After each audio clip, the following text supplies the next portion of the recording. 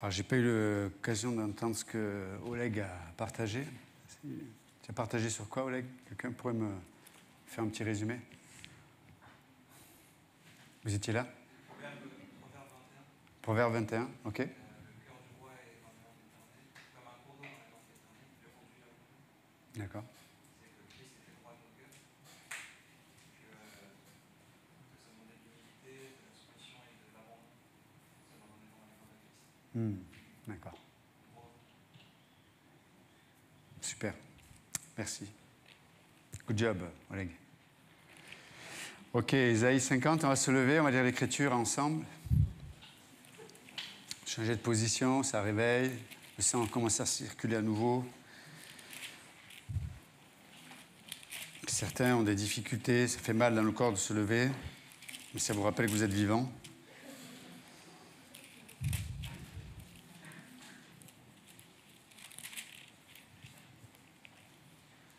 Ok.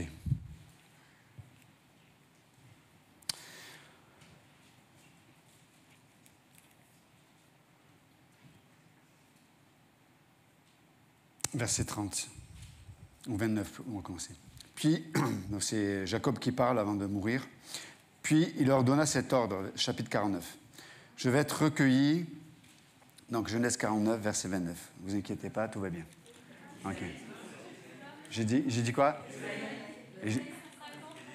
Ah, ok. Donc, c'est Genèse. C'est la Genèse.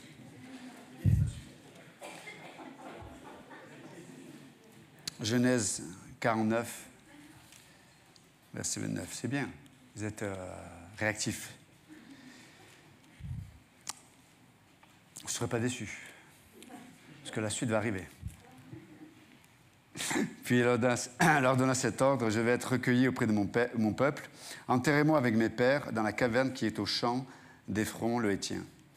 Dans la caverne du champ de Macpéla vis-à-vis de Mamré, dans le pays de Canaan. C'est le champ qu'Abraham a acheté d'Éphron, le Héthien, comme propriété sépulcrale. Là, on a enterré Abraham et Sarah, sa femme. Là, on a enterré Isaac et Rebecca, sa femme. Et là, j'ai enterré Léa. Le champ et la caverne qui s'y trouvent ont été achetés des fils de Heth lorsque Jacob eut achevé de donner ses ordres à ses fils. Il retira ses pieds dans le lit, il expira et fut recueilli auprès de son peuple. On va lire aussi le verset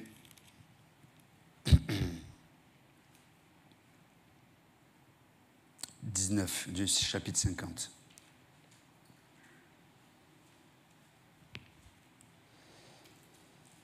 Donc, entre cet ordre que Jacob a donné et le chapitre 50 et le verset 19 qu'on va lire ensemble, Jacob, donc ils ont amené les os, enfin le corps de Jacob à l'endroit où il voulait. Et les frères de Joseph se sont dit, mais voilà, maintenant que notre père n'est plus là, Joseph va peut-être se venger. Et voici ce que Joseph dit. Joseph leur dit, soyez sans crainte, car suis-je à la place de Dieu? Vous aviez médité de me faire du mal, Dieu l'a changé en bien, pour accomplir ce qui arrive aujourd'hui, pour sauver la vie à un peuple nombreux. Soyez donc sans crainte, je vous entretiendrai, vous et vos enfants, et les consola en parlant à leur cœur. Seigneur, merci encore de continuer à parler à chacun d'entre nous aujourd'hui, que ta clarté, que tout ce que tu as à dire, Seigneur, puisse nous amener à grandir dans notre désir de te connaître et de te faire connaître. Dans le nom de Jésus, nous prions. Amen. Vous pouvez vous asseoir. Donc, juste avant de voir ces deux principes qu'on a relevés dans la lecture de ces textes, à savoir l'espérance de la résurrection et le but des épreuves dans nos vies. Mais avant de parler de ça, c'est juste une réflexion ce matin. Je vous demanderai une concentration pour que vous puissiez suivre avec moi la pensée. Et pour ce faire, on va lire l'évangile de Jean, chapitre 1. Une réflexion sur la parole.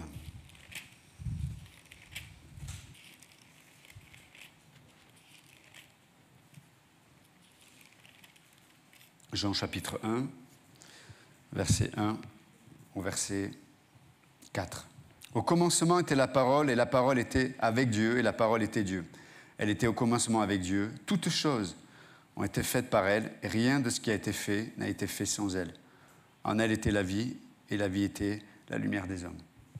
Donc c'est un passage que l'on connaît, mais je voudrais une réflexion parce que nous croyons évidemment que l'Écriture, la Bible, est la parole de Dieu et la parole inspirée de Dieu. Vous êtes d'accord avec moi? Ok. Maintenant, lorsqu'on vient de lire ce verset, et nous comprenons que l'histoire d'Abraham, quand Abraham parlait à Sarah, quand Abraham a menti au Pharaon pour protéger sa vie, toutes ces réalités sont arrivées dans l'histoire de l'humanité. Mais pour autant, l'Écriture nous dit que la parole existait avant que ces événements se passent. Vous êtes d'accord avec moi ou pas? Donc, ça sous-entend que, bien sûr, la parole, c'est Jésus-Christ lui-même, ça sous-entend qu'avant que l'espace-temps existe, avant que quoi que ce soit existe, Christ, la parole, et c'est le mot logos en grec, ça parle de la parole proclamée. C'est-à-dire que la parole existait avant que tout existe. Et d'ailleurs, donc, Christ a existé, et c'est par l'existence de Christ, qui est lui-même Dieu, que lui-même a créé ce qui existe aujourd'hui. Donc ça sous-entend, pourquoi je vous dis tout ça? Parce que ça sous-entend que l'histoire que Dieu va écrire et qui va être inspirée par le Saint-Esprit, par la suite, quelque chose va ressortir. Et ce qui va ressortir, c'est ce qu'il y avait avant. Avant que l'histoire soit, Dieu existait, la parole existait. Donc en fait, l'histoire est là pour révéler la réalité de ce qui existait avant. De la même façon, dans nos vies, on pense qu'on comprend certaines choses de nos vies. Je dis, j'ai compris ce principe. Mais la question qu'on doit se poser, c'est est-ce que c'est parce que j'ai vécu quelque chose que ça a révélé un principe? Ou alors est-ce que, parce que j'ai vécu ce que j'ai vécu, le principe qui existait déjà, maintenant je l'ai saisi? Est-ce que vous comprenez?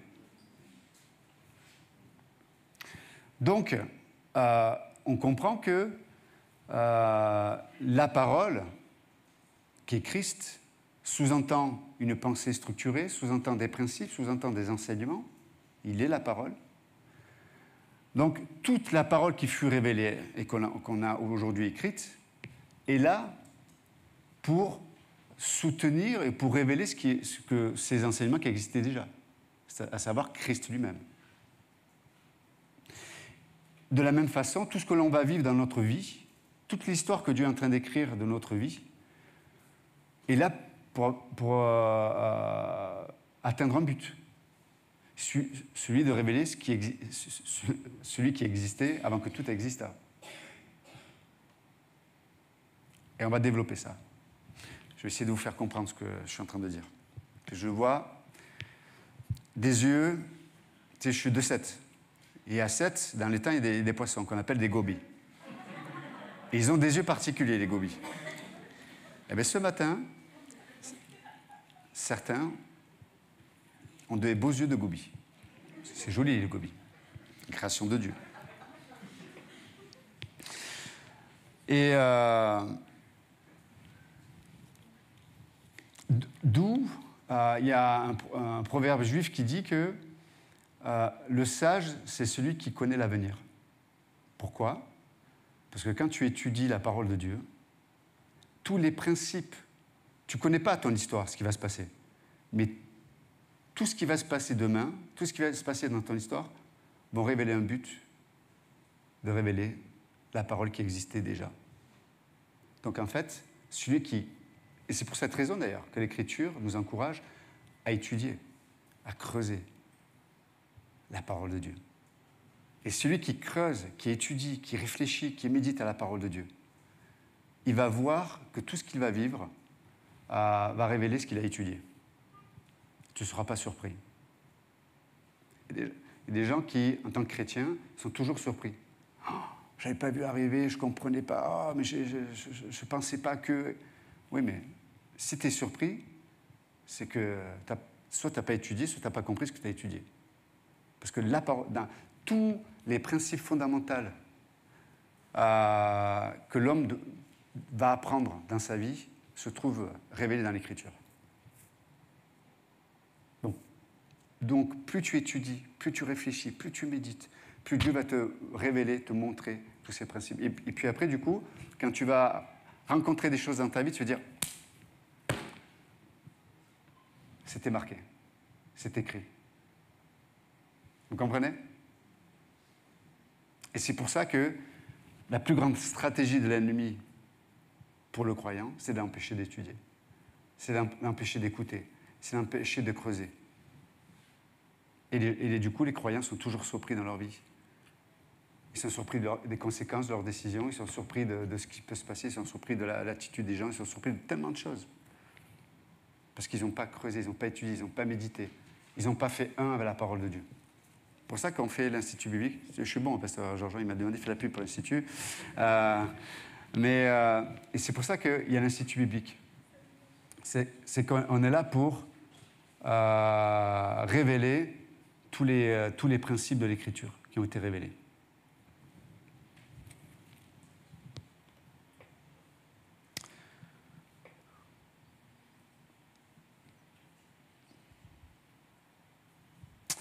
Donc, ce matin, on va essayer de creuser ce principe. C'est pour ça que Joseph a dit cette phrase.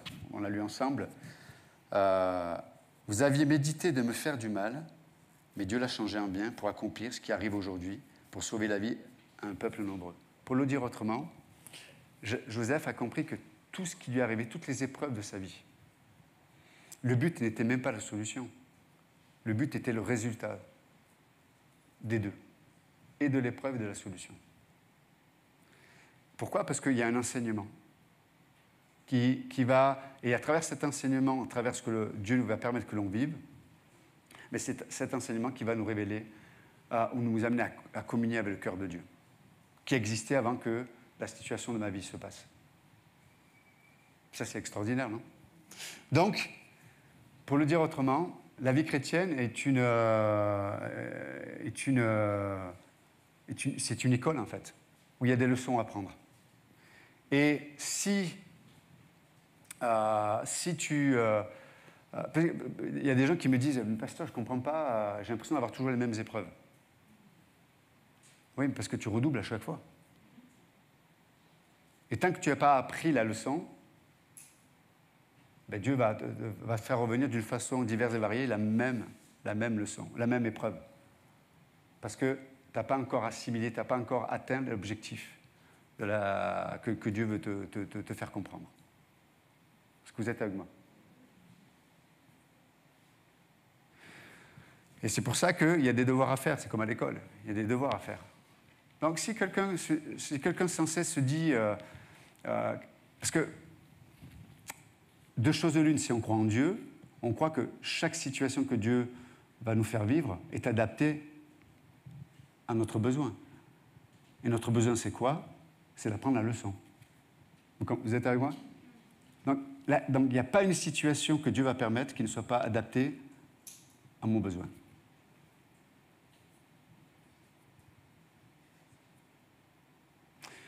Donc, si je ne fais pas mes devoirs dans la situation, si je commence à dire oui, mais c'est la faute des uns, c'est la faute de l'autre, c'est pas juste, etc., etc., ça, ce sont des réflexions de quelqu'un qui ne veut pas apprendre la leçon.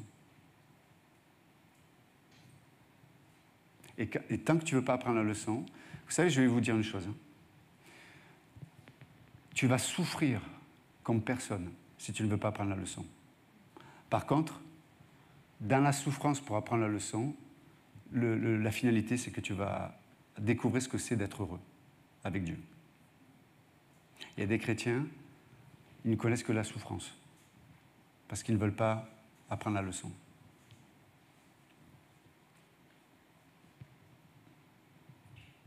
Et vous savez, quand tu ne veux pas apprendre la leçon, à un moment donné, tu vas avoir des mécanismes de défense qui font que, je le vois malheureusement, les chrétiens commencent à être handicapés dans certains domaines de leur vie, dans leurs émotions, dans leur psyché. Il y a comme comme des raisonnements, comme des pensées, un système de pensée qui n'est pas juste, qui fait qu'ils se flagellent, ils vivent dans la culpabilité, ils vivent dans la colère, ils vivent dans plein de choses. Mais en vérité, on sait que Dieu n'est pas méchant.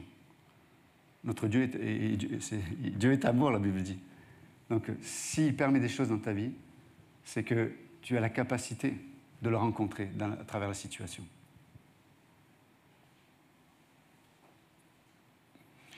Et il n'y a pas pire que quelqu'un qui... Quand Dieu envoie des situations dans nos vies, des épreuves, il n'y a pas pire que des gens qui trouvent des solutions. Parce qu'on est prompt à essayer de trouver des solutions pour sortir de l'épreuve.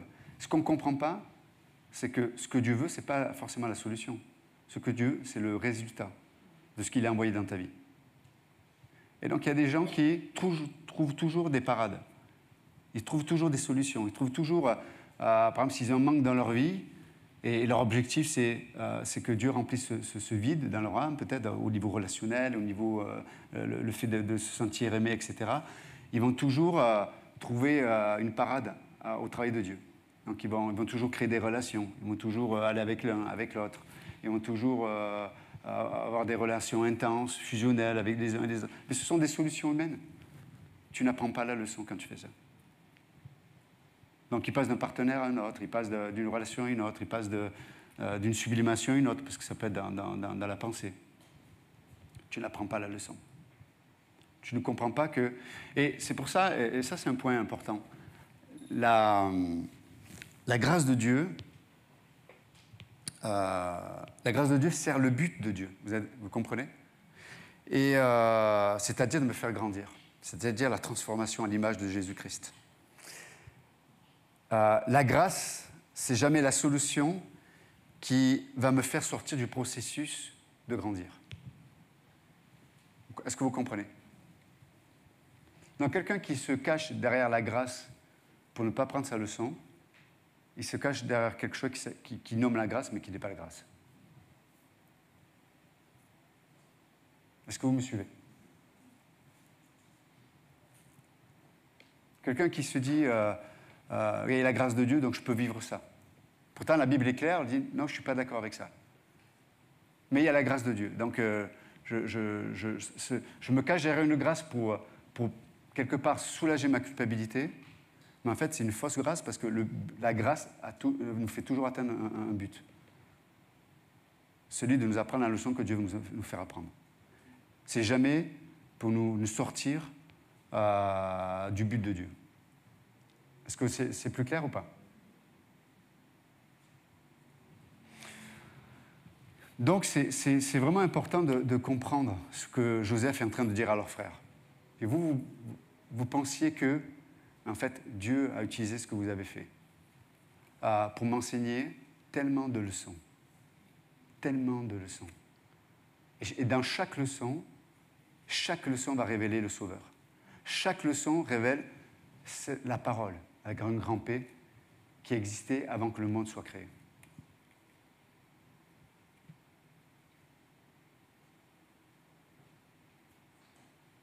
Et quand on comprend ça, on va comprendre que, je l'ai dit tout à l'heure, on va comprendre que chaque situation est adaptée pour moi.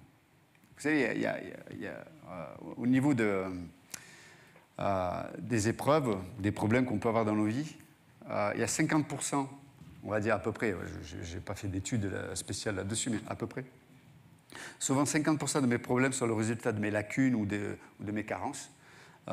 Si j'ai, je sais pas moi, si j'ai pas éduqué de la bonne façon un enfant et que je me plaigne après d'avoir des problèmes d'éducation avec mon enfant, oui, mais tu l'as pas éduqué. Vous comprenez ce que je veux dire? Donc des fois, 50% de nos problèmes sont juste la continuité de nos carences ou de nos lacunes. Et c'est pareil, je peux me plaindre qu'il n'y ait pas de communication avec mon épouse, dans mon couple, mais en fait, tu n'investis jamais dans ton couple. On ne se comprend plus. Ouais, mais tu n'as rien fait pour que vous puissiez vous comprendre un jour. Donc, des fois, on est étonné, les gens sont étonnés du résultat, mais tu sais, c'est comme je jette pas de graines dans mon jardin, et je suis en colère et je râle parce qu'il n'y a pas de fruits. Oui, mais en même temps, t'as pas semé. Non, j'ai pas semé. Il n'y a pas de fruits, il n'y a pas de fruits. T'es pas content, je suis pas content. Mais t'as pas semé. Non, j'ai pas semé. Vous me suivez? C'est bon. Donc, très souvent, nos problèmes sont 50% de nos problèmes, c'est ça. Et l'autre 50%, on va dire, c'est ce que tu ne connais pas de tes manques, mais que Dieu connaît lui. Et donc, il va envoyer ce qui t'est adapté pour grandir. C'est merveilleux, non? Et donc, c'est vraiment...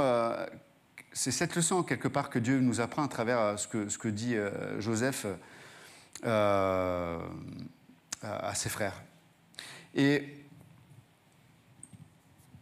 tous ces enseignements que l'on en apprend à travers peut-être les épreuves ou les difficultés, etc., vont nous aider à enlever le voile qui nous empêche de voir la réalité de Jésus-Christ.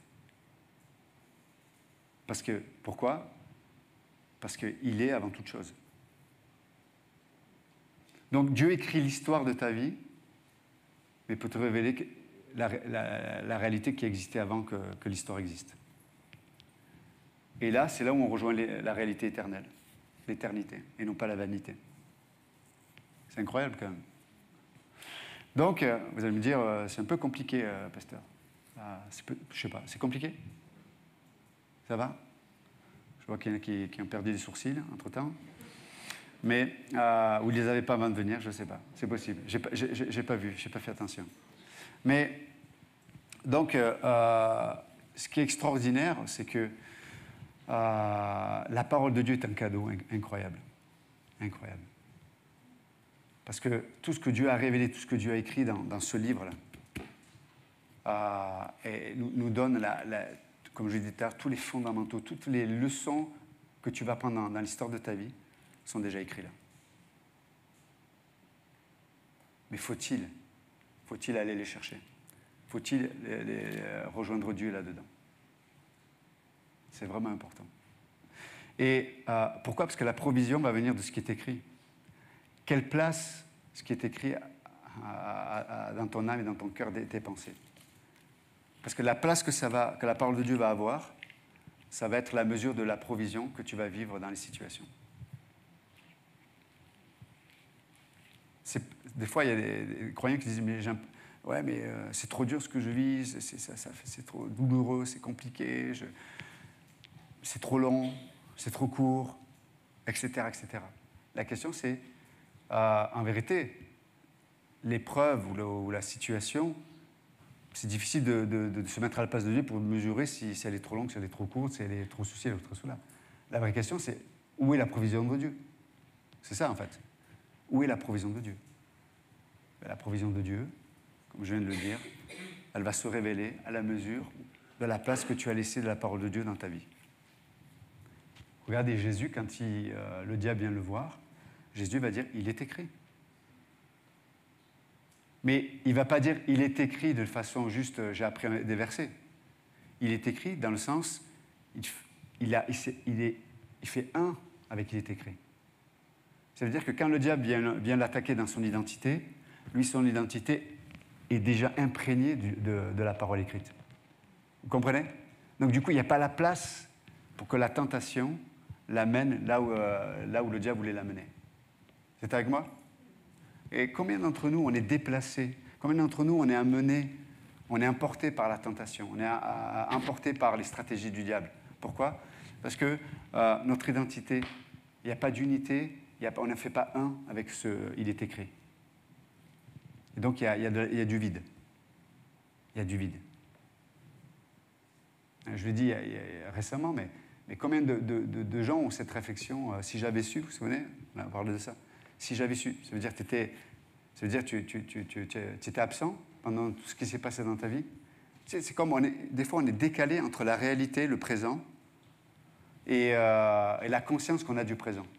Il y a comme on est décalé, ça veut dire qu'on est là, mais on n'est pas là. Vous comprenez? Et ce que Dieu veut, c'est ramener l'unité.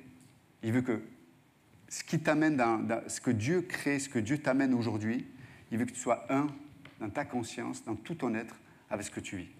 Pour ne pas dire « si j'avais su ». Parce que des fois, dans le « si j'avais su », c'est trop tard. Tu ne sais pas les conséquences que ça peut avoir.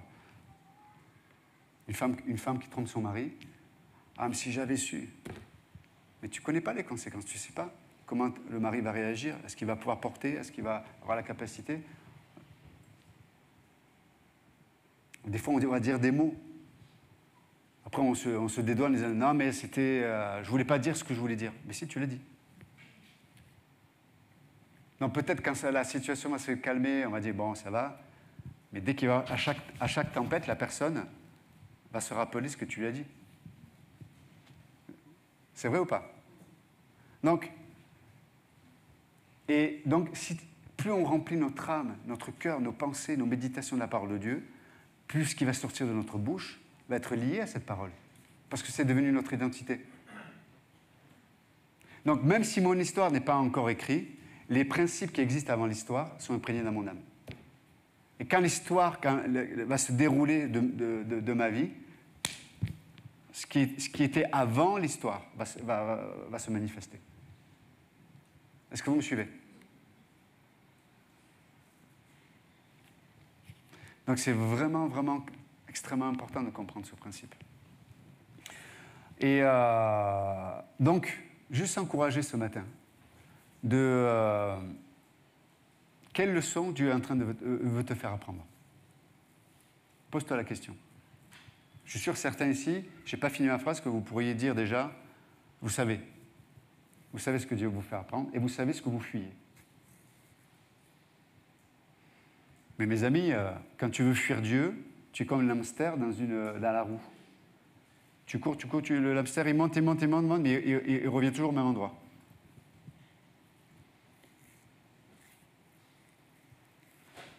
Tout ce que tu fuis, c'est ce que tu vas rencontrer.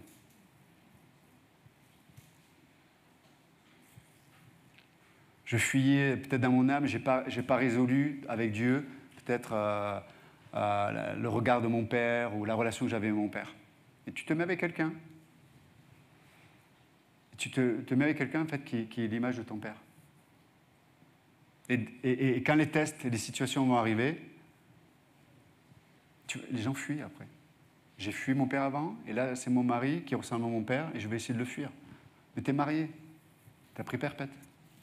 Il n'y a pas de remise de peine, il n'y a pas de... On l'a dit avec les jeunes, il n'y a pas tout ça. Donc qu'est-ce que tu vas faire? Tu veux faire l'hamster toute ta vie? Mais l'hamster, il redouble. Hein. Et il a les dents qui poussent.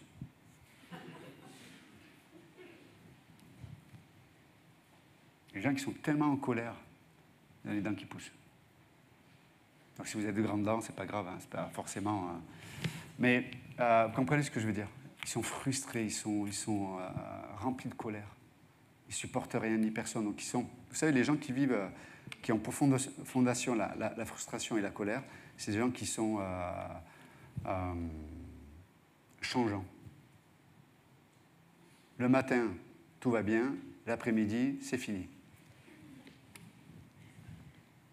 Mais pourquoi? Pourquoi tu es changeant, hein, comme le vent? Mais parce que dans ton âme, il y a une leçon que tu refuses d'apprendre. Et tu redoubles. Et tu redoubles. Et plus tu redoubles, plus tu es en colère. Et ne sois pas en colère par rapport aux situations que Dieu amène dans ta vie. Accepte de rencontrer Dieu pour apprendre ce que Dieu veut t'apprendre. Et tu passes à une autre étape après. Vous comprenez? Et le peuple d'Israël, par exemple, dans le désert, n'a pas voulu. Ils ont redoublé 40 ans. C'est long, 40 ans. 40 ans. Alors, ils ont vu la fidélité de Dieu, les habits étaient là, mais dans le désert. Dans le désert. Qu'est-ce que tu veux? Quelle vie tu veux? Tu veux que ta vie soit un désert ou tu veux que ta vie soit le pays de Canaan? Oh, il y aura des adversaires, mais c'est incomparable. Incomparable. Et des gens qui vivent dans le désert, Et ils en veulent à Dieu parce qu'ils ne sont pas dans le pays de Canaan. Mais Dieu a créé le pays de Canaan. Dieu il te donne le pays de Canaan, mais tu ne veux pas le prendre. Tu ne veux pas prendre la leçon. Vous comprenez? Donc c'est vraiment important. Et Joseph était un homme différent. Hein? Il a dit, non, vous inquiétez pas, mes frères, je ne vais pas me venger. Parce que celui qui se venge, c'est celui qui ne veut pas prendre la leçon non plus. Hein? Il n'y a pas de vengeance. La seule vengeance, elle appartient à Dieu, et il le fera quand ce sera le moment. Parce qu'il va accomplir sa justice au milieu des hommes. Mais en attendant, nous, on n'est pas appelés à nous venger. On n'est pas appelés à se venger. Tu sais, dans notre cœur, des fois, la roue tourne. Tu sais, on pense à des gens, on se dit, lui, il m'a fait ça, lui, il a fait ça, lui, il devrait être considéré. On dit, la roue tourne, tu verras. Mais quand tu penses comme ça, tu es inspiré de quel esprit? Pose-toi la question. Apprends la leçon. C'est juste, apprends la leçon. C'est injuste, apprends la leçon. Rencontre Dieu. Et ce qui est merveilleux, quand tu apprends la leçon, tu vas révéler Christ. Tu vas être rempli de Christ. Tu vas dire, j'ai communié avec lui. J'ai tapé des mains pour vous réveiller. Mais j'ai communié. Là dans ce que je vivais, là, dans cette injustice, dans cette frustration, dans cette situation irrésolue, vous savez, j'ai l'impression qu'elle ne change pas, mais à un moment donné, j'ai rencontré Dieu. J'ai appris la leçon. Je l'ai accepté. Je l'ai assimilé.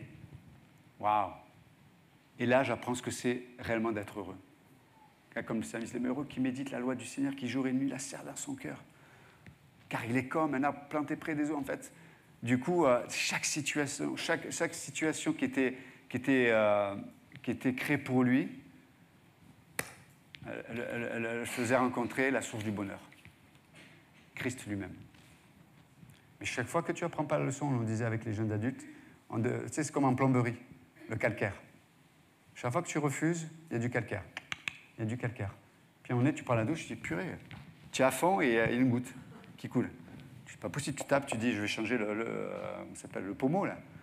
Ça ne marche pas, c'est dans les tuyaux. Tu as laissé le calcaire prendre la place. Et ça réduit la pression, ça réduit l'eau qui devrait passer, la vie que tu devrais vivre, etc. Ça se réduit petit à petit. Et donc, avant, les plombiers, je ne suis pas plombier, mais j'ai lu ça, donc ça n'engage que l'auteur que j'ai lu. J'ai oublié son nom, donc je ne peux même pas le dire. Mais en tout cas, il disait que les plombiers, en fait, ils allaient à la source, quand les tuyaux étaient bouchés, ils allaient à la source, ils envoyaient une pression dont le tuyau pouvait supporter au maximum. Et cette pression faisait qu'elle cassait les dépôts, en fait. C'est intéressant, quand même. Et puis, elle cassait toute cette accumulation pour libérer les tuyaux. Et Dieu va amener peut-être des pressions dans nos vies, quelque chose de puissant, il va aller à la source, là, du problème. Et il va envoyer. Tu dis, oh purée, je m'attendais, c'est trop, quoi, c'est trop, ça me submerge, c'est trop. Ouais, mais c'est peut-être le débit du plombier qui veut déboucher les tuyaux.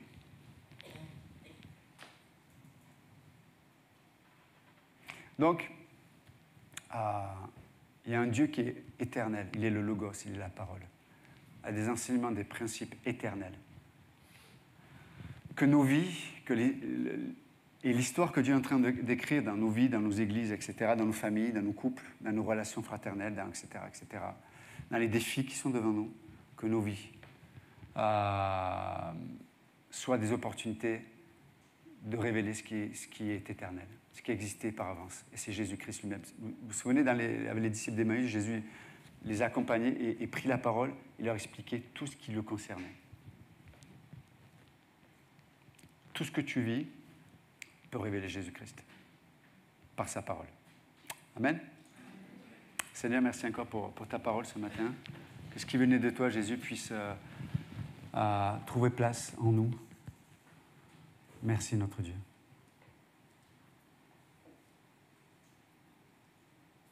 Merci, Jésus.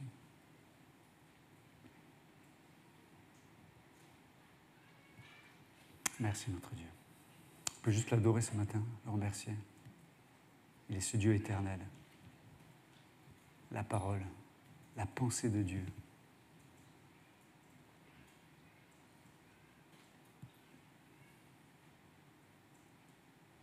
Merci notre Dieu. Sanctifie ce temps, te prions pour les baptisés cet après-midi, Seigneur, que ce soit un temps de joie, un temps de gloire aussi pour ton nom, Seigneur, car tu es ce Dieu qui sauve encore aujourd'hui. Et le témoignage de ses frères et sœurs sont pour ta gloire, Seigneur. Dans le nom de Jésus, nous prions. Amen. Que Dieu vous bénisse.